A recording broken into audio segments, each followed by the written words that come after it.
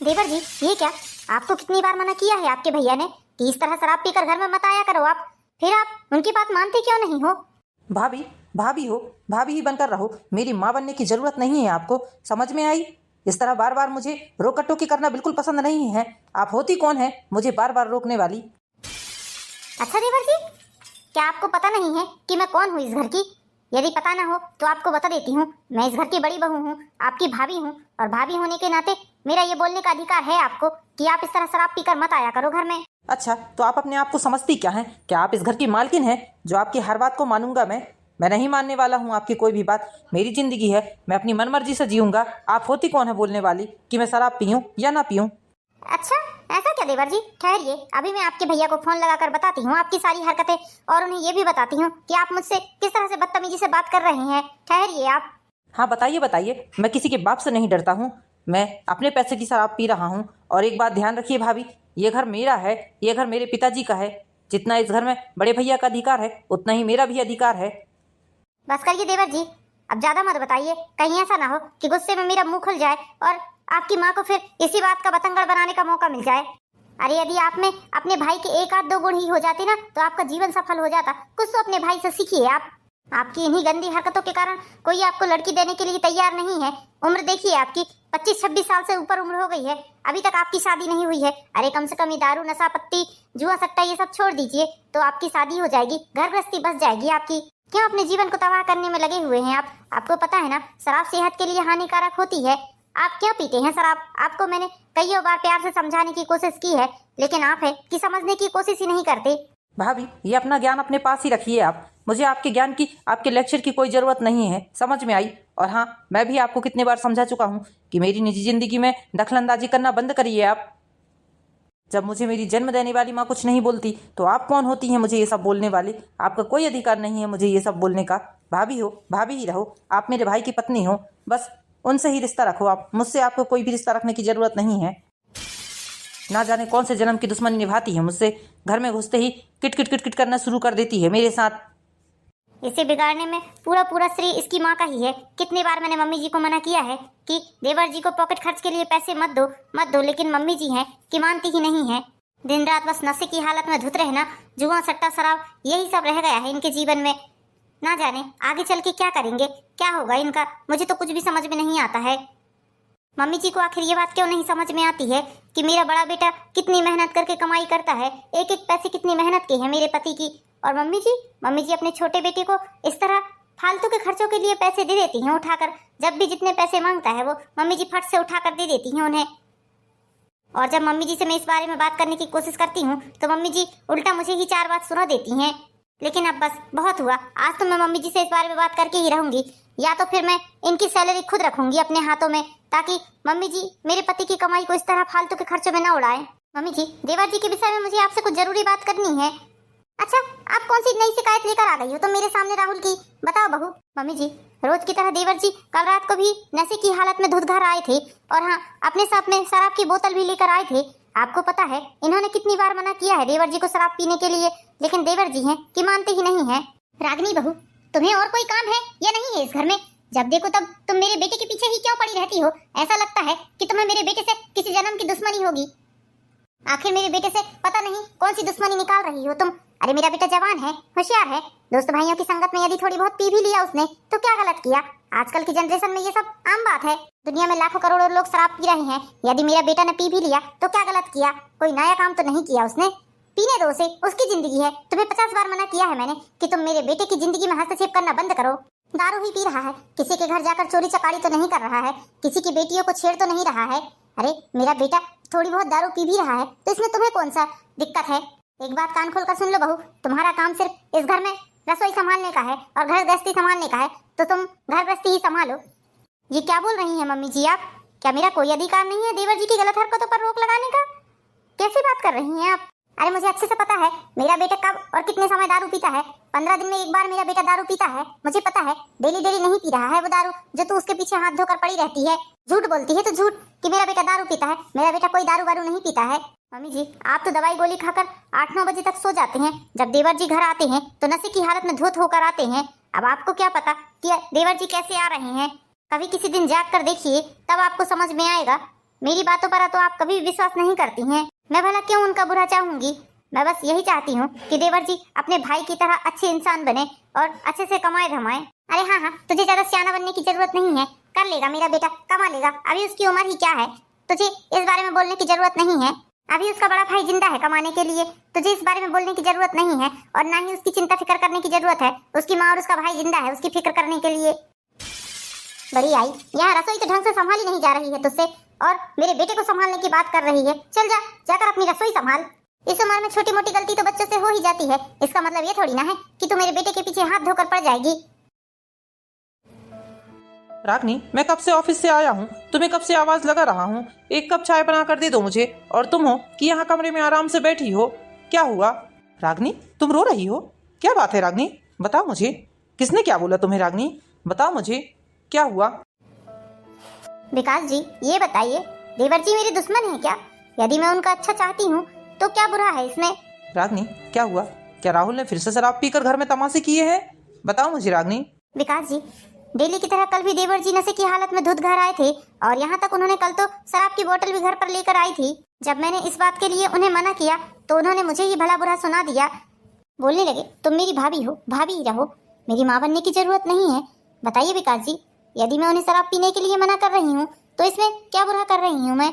बताइए मुझे। जब मैंने इस बारे में आज सुबह मम्मी जी से बात करने की कोशिश की तो मम्मी जी ने मुझे ही भला बुरा सुना दिया और ये बोलकर मुझे चुप करा दिया कि वो जवान लड़का है, दोस्त भाइयों के साथ यदि थोड़ी बहुत पी भी लिया तो क्या गुनाह कर दिया? लाखों करोड़ों लोग शराब पी रहे हैं, यदि मेरे बेटे ने पी ली तो क्या गलती किया उसने? और मुझे ही भला बुरा सुनाकर वहाँ से घर गृहस्थी संभालने के लिए बोल दिया। बताइए विकास जी, मैं कहाँ गलत हूँ? मैं उनका कोई अहित तो नहीं चाहती हूँ ना। बस मैं तो इतना चाहती हूँ कि वो एक अच्छे इंसान बने, अच्छे रास्ते पर चले, कम से कम एक आध दो आपके ही हो जाए तो उनकी जिंदगी संवर जाए। 25-26 साल की उम्र हो गई है, शादी करने की उम्र हो गई है उनकी, और इस उम्र में शराब पीकर दुनिया भर के ऐबो अमल करेंगे तो उन्हें कौन लड़की देगा? कैसे उनकी घर गृहस्थी संवरेगी? देखो रागनी, मैं सब जानता हूँ, मैं ये भी जानता हूँ कि मेरे कमाए हुए पैसों से मेरा भाई शराब पीता है। इसलिए रागनी, ये रोज रोज की चिकल्लत से अच्छा है कि मैं अपनी सारी सैलरी सिर्फ तुम्हारे हाथ में दूंगा, माँ के हाथ में नहीं दूंगा। अब आज के बाद मैं माँ के हाथ में कभी भी सैलरी नहीं दूंगा, सारे पैसे तुम्हारे हाथ में ही रहेंगे और ये चीज़ तुम डिसाइड करोगी कि मेरी सैलरी के पैसे कहाँ और कैसे खर्च होने हैं।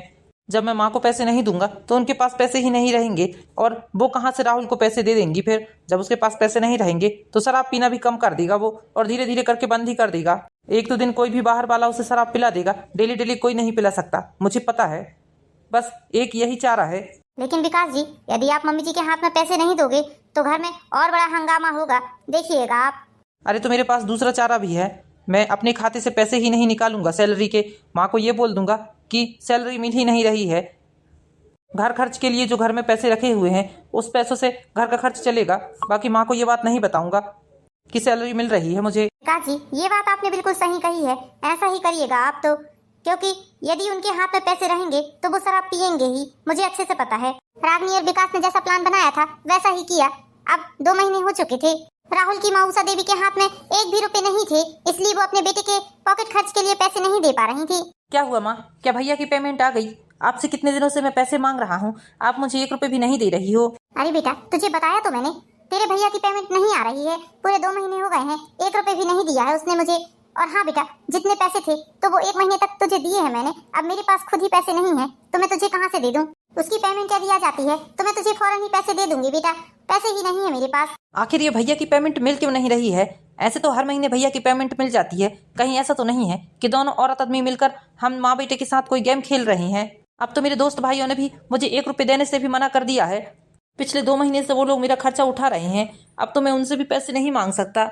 क्या करूं, किससे पैसे मांगू, कहाँ जाऊं मैं? ये भाभी कहाँ है? भाभी कमरे में दिख नहीं रही है। भाभी, भाभी कहाँ हैं आप? भाभी कहाँ हैं आप? लगता है भाभी कमरे में नहीं है।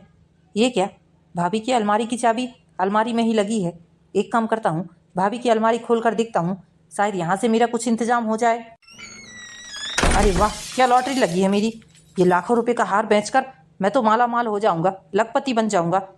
6 महीने का खर्चा आराम से निकल जाएगा मेरा इस हार को बेचकर, किसी के आगे हाथ नहीं फैलाना पड़ेगा फिर तो मुझे। अब जल्दी से यहाँ से निकल जाता हूँ, वरना भाभी आ जाएगी तो मेरा सारा खेल ही चौपट हो जाएगा। देवर जी, आप यहाँ मेरे कमरे में? ऐसी आपको क्या जरूरत आन पड़ी जो आप मेरे कमरे में आए हैं? वो भाभी मैं यहाँ किसी काम से आया था। अच्छा, आज तक तो कभी आप इस तरह से नहीं आए हैं मेरे रूम में। आज ऐसी कौन सी जरूरत आन पड़ी जो आप इस तरह से मेरे कमरे में आए हैं? और ये आपके हाथ के पीछे क्या है? बताइए देवर जी, ये आप क्या छिपा रहे हैं मुझसे? कुछ भी तो नहीं है। क्या है? देख लीजिए मेरा हाथ, कुछ भी नहीं है। ये मेरा हार है, मुझे दीजिए ये हार। आपने किससे पूछकर मेरी अलमारी से ये हार निकाला है? तुम्हारी हिम्मत भी कैसे हुई मेरे कमरे में घुसकर मेरी अलमारी से हार निकालने की? तुमने चोरी की मेरे कमरे में आकर? इस घर में जो भी चीज है, जितनी भी चीज है, सारी चीजों में मेरा भी अधिकार है। तुम कौन होती हो ये बात बोलने वाली? ये हार मुझे दे दो, मुझे इसकी ज्यादा जरूरत है। अच्छा, तुम्हें दे दो ये हार शराब पीने के लिए, ताकि तुम इसे बेचकर शराब पी सको? कभी नहीं, ये हार मेरा है, इसमें मेरा अधिकार है। निकल जाओ मेरे कमरे से, मैंने बोला। नहीं तो अभी तुम्हारे भैया को फोन लगाती हूँ। तुमने मेरे ऊपर हाथ उठाया? तुम्हारी हिम्मत कैसे हुई मुझे मारने की? कहाँ जा रहे हो? रुको, मेरा हार मुझे वापस करो। ठहरो, मेरा हार मुझे वापस करो। कहाँ जा रहे हो? ठहर जाओ, मैंने कहा ठहर जाओ। अभी मैं पुलिस में कंप्लेंट करती हूँ तुम्हारी। मम्मी जी देखिए ना, देखिए आपके बेटे को मेरी अलमारी से मेरी ज्वेलरी चुरा कर ले गए हैं वो। और जब मैंने उन्हें इस चीज के लिए मना किया, जब मैंने अपना हार उनसे वापस लेना चाहा, तो उन्होंने मेरे ऊपर हाथ उठा दिया। मम्मी जी क्या बुत बनी खड़ी हैं? जाइए, जाकर देवर जी को रोकिए। देखिए वो मेरा हार लिए जा रहे हैं, जाकर बेच देंगे। लाखों रुपए का हार है मेरा। आप यदि मेरी बात नहीं सुन रही हैं तो मैं अभी पुलिस को फोन लगाती हूँ, पुलिस में कंप्लेंट करती हूँ इस बात के लिए। देखो बहू, घर की बात घर में ही रहने दो। इस तरह उसकी इज्जत गली में नीलाम मत करो तुम। हम तुमसे वादा करते हैं कि इससे बड़ा हार हम तुम्हें दिला देंगे। ले जाने दो उसे, जरूरत है बेचारे को पैसों की। अम्मी जी बेटे के मुंह में आप इतनी अंधी हो गई हैं कि आपको सही गलत की पहचान करना भी नहीं आ रहा है। देवर जी ने मेरे ऊपर हाथ उठाया। अरे कौन सा बड़ा आसमान टूट पड़ा? यदि तुम्हारे देवर ने तुम्हें एक हाथ मार ही दिया तो तुम गल तो नहीं गई हो। इस तरह छोटी सी बात का बखेड़ा मत खड़ा करो। धजी का सांप बनाना बंद करो तुम। और हाँ, इस बात को यही खत्म कर दोगी तो अच्छा होगा। आज देवर जी ने मेरे ऊपर हाथ उठा दिया। मम्मी जी को इस बात से कोई फर्क नहीं पड़ा। मैं इस बात के लिए उन्हें कभी माफ नहीं करूंगी, कभी नहीं, कभी भी नहीं। हेलो विकास जी। क्या बात है रागनी, तुम रो रही हो? क्या हुआ तुम्हें? विकास जी, आज देवर जी मेरे कमरे में आए थे और मेरी अलमारी से मेरा हार निकाल कर ले जा रहे थे। जब मैंने उनसे इस बात के लिए मना किया तो उन्होंने मेरे ऊपर हाथ उठाया। क्या राहुल ने तुम्हारे ऊपर हाथ उठाया? चोरी की तुम्हारे हार की? ठहर जाओ, आता हूँ मैं घर, शाम को आकर उसे बताता हूँ ठीक से मजा। बहू दरवाजा खोलो। दरवाजा क्यों लगा लिया है तुमने? नहीं मम्मी जी, मैं दरवाजा नहीं खोलूंगी। आज इस घर में मेरा इतना बड़ा अपमान हुआ है। आज आपके छोटे बेटे ने मेरे ऊपर हाथ उठाकर बहुत गलत किया है मम्मी जी। और ये सब आपकी ही सह का नतीजा है जो आज मेरे साथ ये सब हुआ है।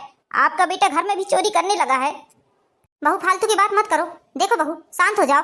छोटी छोटी सी बातों के लिए घर में विवाद नहीं खड़ा करते। अच्छा, ये आपको छोटी सी बात लग रही है मम्मी जी? ये कोई छोटी सी बात नहीं है। मैंने कहा आप चले जाइए, मुझे आपसे कोई बात नहीं करनी है। जब तक ये घर नहीं आते तब तक मैं दरवाजा नहीं खोलूंगी। ठीक है, हम भी देखते हैं क्या करती हो तुम। कौन सी आग लगाती हो हमारे दोनों बेटों के बीच में? भाई भाई को लड़वा कर तुम्हें क्या मिल जाएगा आखिर?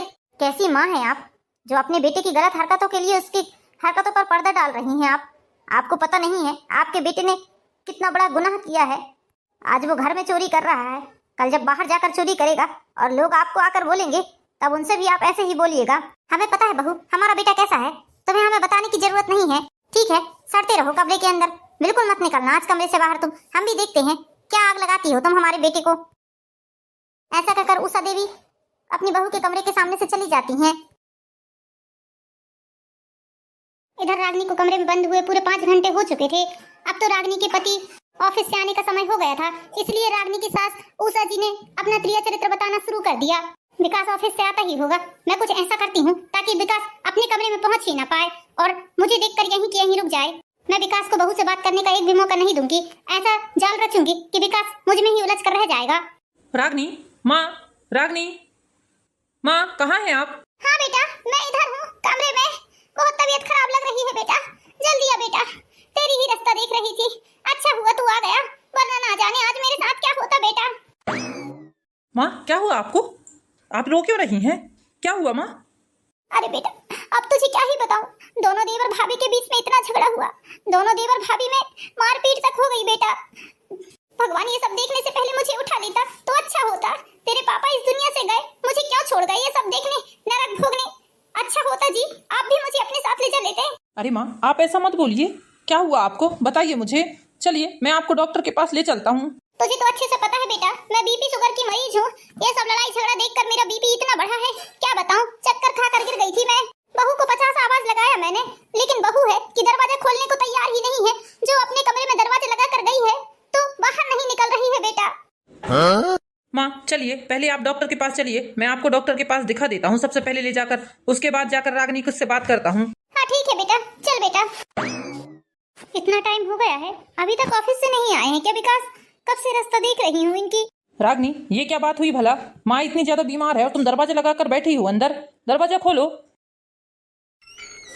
रागनी, ये क्या बात हुई भला? लड़ाई झगड़ा हर घर में होता है, इसका मतलब ये थोड़ी ना है तुम अपने कमरे में दरवाजा बंद करके अंदर हो जाओगी। बाहर मेरी बूढ़ी माँ बेहोश पड़ी है, तुम्हें जरा भी अकल नहीं है क्या? भगवान ना करे यदि आज मेरी माँ को कुछ हो जाता तो मैं तुम्हें जिंदगी में कभी माफ नहीं कर पाता। विकास जी, आपकी आंखों ने जो देखा आप उसे सच समझने लगे। क्या आपने मुझसे एक बार भी पूछा कि रागनी सच्चाई क्या है? आखिर ऐसी क्या बात हुई है? रागनी, मुझे पता है राहुल बहुत खराब लड़का है, लेकिन तुम भी कोई कम नहीं हो। राहुल ने तुम पर हाथ उठाया तो तुमने भी राहुल पर हाथ उठा दिया। नहीं नहीं विकास जी, ये गलत बात है। मैंने राहुल पे हाथ नहीं उठाया है। आपकी कसम खाकर कहती हूँ विकास जी, मैंने देवर जी पर हाथ नहीं उठाया है। कमरे में मुझे न पाकर उन्होंने मेरी अलमारी खोली और अलमारी से हाथ निकाल कर ले जा ही रहे थे, उतने में मैं आ गई। मैंने जैसे ही उनसे हाथ छीनना चाहा, उन्होंने मुझे हाथ उठा दिया। एक चाटा मारा उन्होंने मुझे, मैंने कुछ भी नहीं किया है। चाटा मारकर वो सीधे मेरे हाथ छुड़ाकर चले गए। जब मम्मी जी से मैंने ये बात बोली तो मम्मी जी बोलने लगी, क्या हुआ यदि देवर ने एक हाथ मार ही दिया तो तुम्हारा शरीर गल तो नहीं गया? क्या माँ ने ऐसा बोला? हाँ विकास जी, मेरी बात का यकीन करिए, मम्मी जी ने ऐसा ही बोला। एक बार भी मम्मी जी ने देवर जी को कुछ नहीं बोला। देवर जी मेरा हाथ लेकर चले गए, लेकिन एक बार भी उन्हें रोकने की कोशिश नहीं की। आने दो आज उसे, उसकी टांगे ना तोड़ती मैंने तो मेरा भी नाम विकास नहीं। वो किस भूल में बैठा है? उसने अपने ही घर में चोरी की, अपनी भाभी पर हाथ उठाया, शर्म नहीं आई उसे? माँ इधर आइए आप। हाँ बेटा, बोल बेटा, क्या बात है? माँ, ये जो राहुल ने किया है बहुत गलत किया है। आप तो मुझसे झूठ बोल रही हैं। आपने बोला कि रागनी ने भी उस पर हाथ उठाया था, जबकि रागनी मेरी कसम खाकर बोल रही है कि उसने उस पर हाथ नहीं उठाया है। और मैं जानता हूँ रागनी मुझसे बहुत प्यार करती है, वो मेरी कभी झूठी कसम नहीं खा सकती। बोलो माँ, आपने झूठ क्यों बोला? बोलिए। अरे बेटा, मुझे क्या पता कि रागनी बहू ने उस पर हाथ उठाया है या नहीं। मैं तो थी ही नहीं यहाँ पर, मुझे तो हल्ले की आवाज सुनाई दी, इसलिए मैं आई यहाँ। अच्छा माँ, आपने बिना देखे रागनी पर इल्जाम लगा दिया, बिना देखे उसे दोषी ठहरा दिया। रागनी की गलती ही क्या है बताइए आप? आपके बेटे को गलत करने से रोक रही है वो। आज जब वो घर पे चोरी कर सकता है तो आगे चलकर सोचिए वो क्या कर सकता है। घर के लोग तो फिर भी उसे माफ कर देंगे, लेकिन जब वो यही हरकतें बाहर करेगा तो सोचिए क्या होगा। चारों तरफ हमारी बदनामी होगी, कोई उसे अच्छी नजरों से नहीं देखेगा, हमारे घर की सारी इज्जत की धज्जियां उड़ जाएंगी। अब बेटा मैं क्या कर सकती हूँ, मेरे हाथ में कुछ नहीं है। मैंने थोड़ी ना बोला है बेटा उसे बिगाड़ने के लिए। अब वो गलत रास्ते पर चला गया है तो उसके लिए मैं क्या करूं, बता मुझे। माँ, ये सब आपका ही किया धरा है। आप यदि उसे इतनी सहना देते तो शायद वो आज सही रहता, सही रास्ते पर चलता। आपने कभी भी हम लोगों को उसे रोकने नहीं दिया है गलत काम करने के लिए। जैसे ही मैं या रागनी उसे गलत काम करने से रोकते थे, आप तुरंत सामने आकर उसके ढाल बनकर खड़ी हो जाती थी। माँ, बेटे के नाम पर घर में आप चोर पाल रही हैं। जिस दिन आपको ठोकर लगेगी ना, उसी दिन आपको समझ में आएगा कि हम लोग गलत हैं या सही। रागनी, शांत हो जाओ, चलो चलकर खाना खा लो। मुझे पता है तुमने सुबह से कुछ भी नहीं खाया होगा। 1 महीने तक तो राहुल ठीक ठाक रहता है, जब उसके सारे पैसे खत्म हो जाते हैं तो वो फिर अपनी हरकतें बताने लगता है। माँ, मुझे 50,000 रुपए की बहुत ज्यादा जरूरत है, मुझे पैसे दे दो। 50,000 रुपए? इतने पैसों की जरूरत तुझे क्यों आन पड़ी बेटा? ये सब बात तुम मुझसे मत पूछो माँ, बस तुम मुझे पैसे दे दो, मुझे पैसे चाहिए। पहले बता कि तुझे पैसों की जरूरत क्यों आन पड़ी है। और वैसे भी मेरे पास पैसे नहीं है, तेरा भाई अब मुझे पैसे देता ही नहीं है, तो मेरे पास पैसे कहाँ से रहेंगे? तेरी घटिया हरकतों के कारण उसने मुझे पैसे देने बंद कर दिए हैं। ठीक है माँ, तू मुझे पैसे नहीं दे रही है ना, ठीक है। मुझे कैसे पैसों का इंतजाम करना है वो मैं अच्छे से जानता हूँ, तू फिक्र मत कर। राहुल, तू मेरी अलमारी के पास क्यों जा रहा है? खबरदार राहुल, जो तूने मेरी अलमारी को हाथ भी लगाने की हिम्मत की तो। राहुल, तू मेरी अलमारी को क्यों खोल रहा है? मैंने बोला अलमारी लगा। ये मंगलसूत्र तेरे कोई काम का नहीं है। जब पापा ही नहीं रहे इस दुनिया में तो मंगलसूत्र रखकर क्या करेगी?